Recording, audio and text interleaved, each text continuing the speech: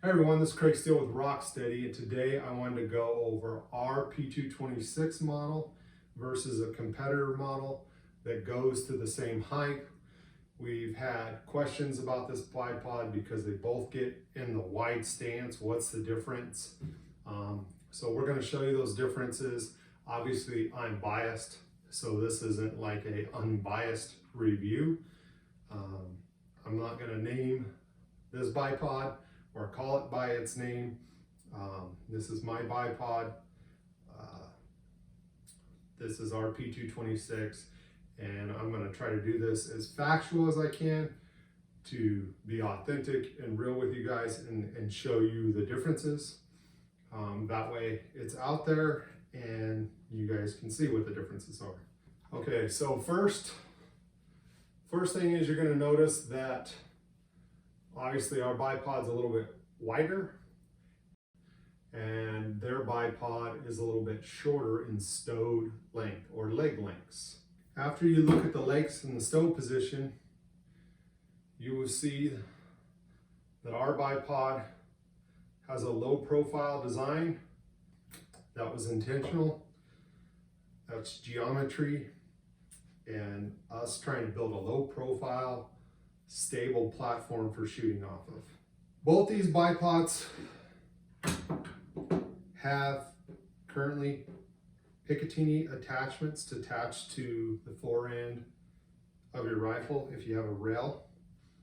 Ours are low profile mil specs.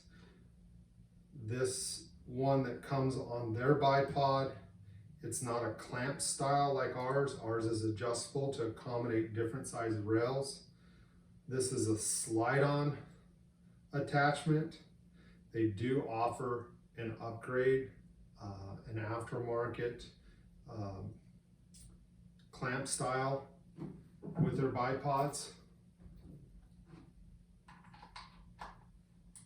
So this slides on and snaps into place versus ours, cant it to one side and latch it in place.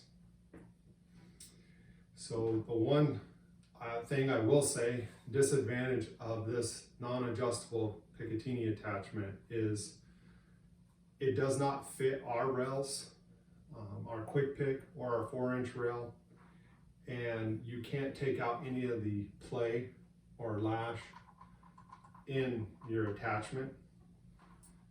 That's probably why they have an aftermarket attachment that can do that. Leg deployment. So you can either press here or pull on these legs. They have a 45, a 90, no reverse 45, and a reverse stow. 45, 90, and then a reverse stow. Ours has latches. The P226 has latches just like all of our other bipods. You can hold it down and you can go all the way around.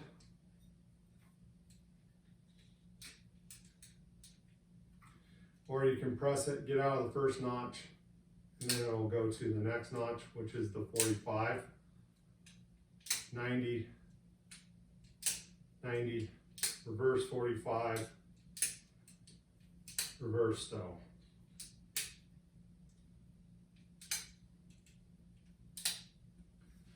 Leg extension, extending the legs. They have like a, I don't know what exactly it's called, kind of like a plunger system here. So you pull down on this and you're down.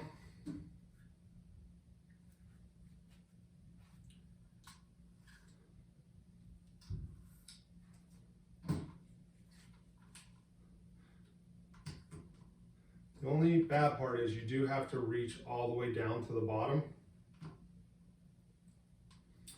It can lock up in multiple positions. You have to go back down to the bottom and use the plunger.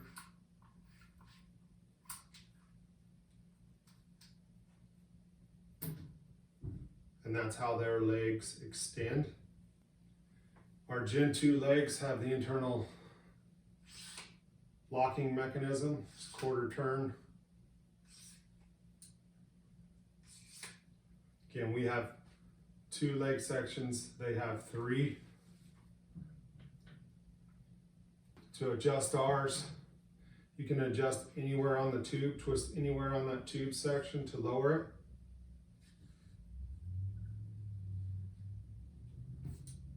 To get the right height.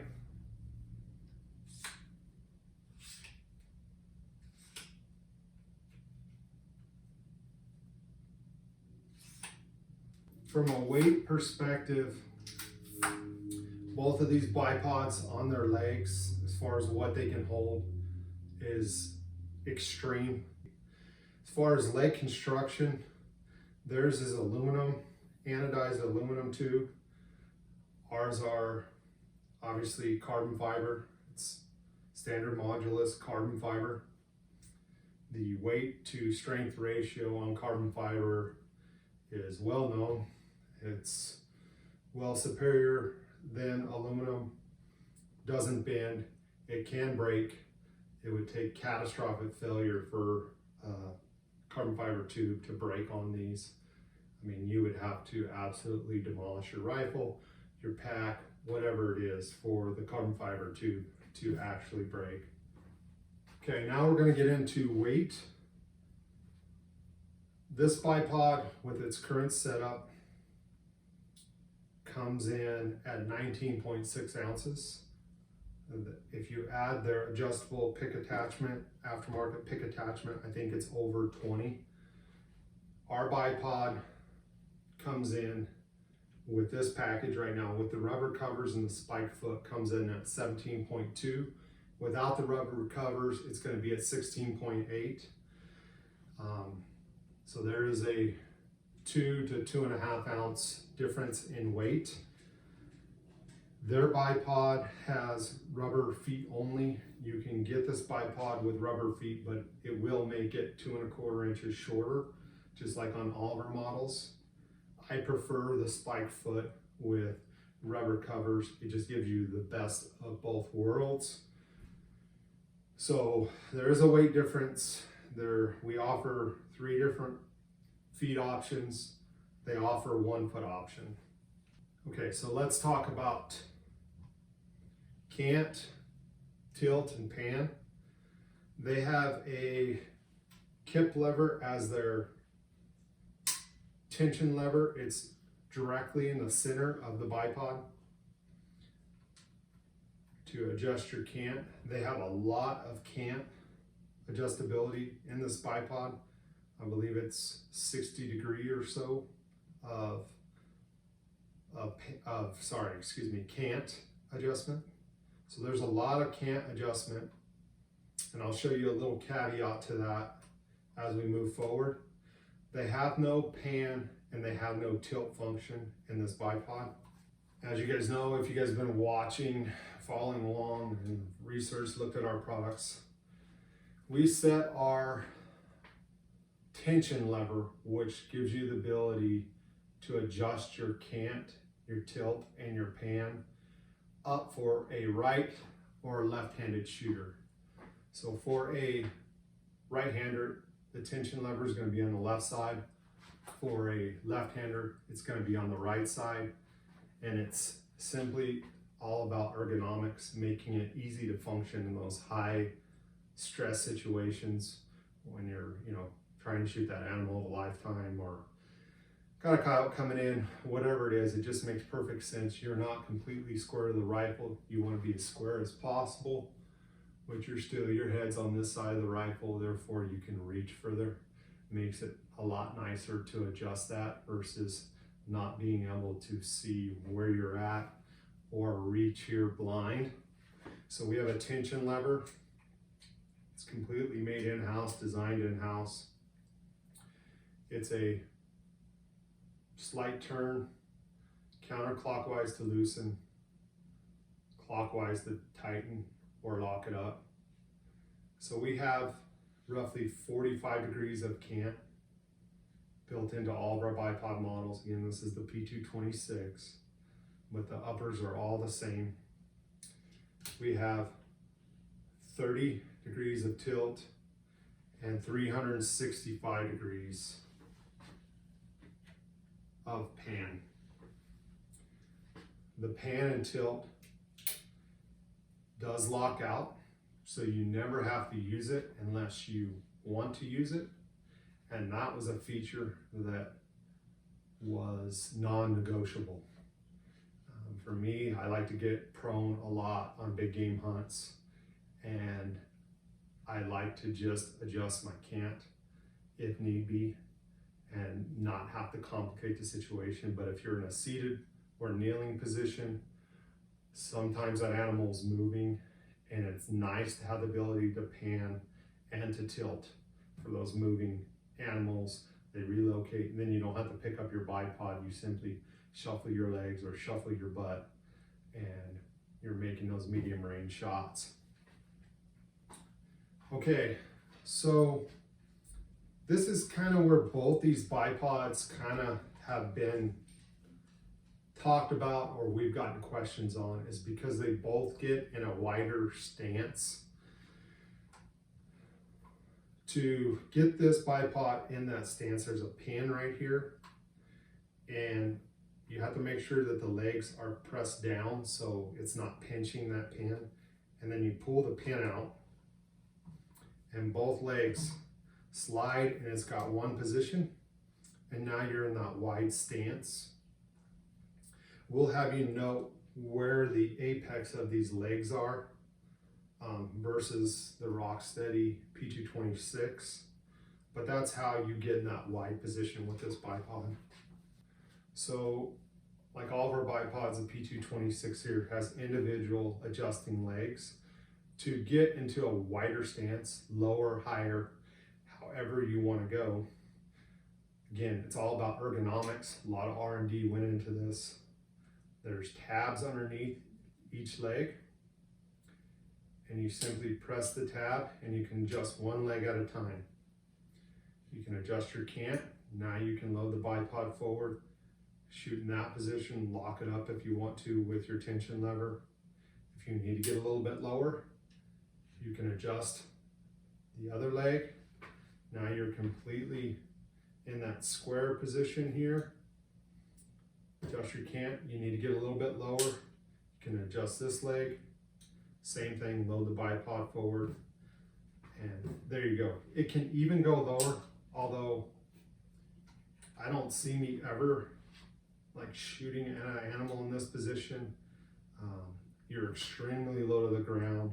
There would have to be no vegetation, and at this point in time, you may as well be shooting off a pack because you're only 4 inches off the ground. Okay, so to collapse our legs from the wide position, you just simply press them down, and it'll latch into each different position. And you press them all the way down, and you get back to the original position. On this bipod, to collapse the legs, make sure your cant is adjusted down, and you reach down, and you could pull it down to where now it's collapsed. Both bipods again have a max height of 26 inches. I believe this bipod's advertises 27 inches, but by my take, it's a 26-inch bipod to the top of the rail, same as the P226. The apex of the legs on our bipod versus their bipod. And what I mean by that is if you take a triangle, you get an apex, correct? So there's the apex. So we brought our legs out a little wider to accommodate our ball for pan and tilt, as well as so we could make it as low profile as possible to the fore-end or rail of your rifle. So that way we can get the apex as close as we can to the barrel line. So if you were to draw a line from here to here to give you a little bit more stable platform, it's just geometry. That's all it is. discussed, built in, and wanted to make sure that we were able to keep that low profileness and get that apex as close as we could to at or near the center of that bore of the rifle. One thing I was going to show you, this does have an extreme amount of cant when it's not in the wide position.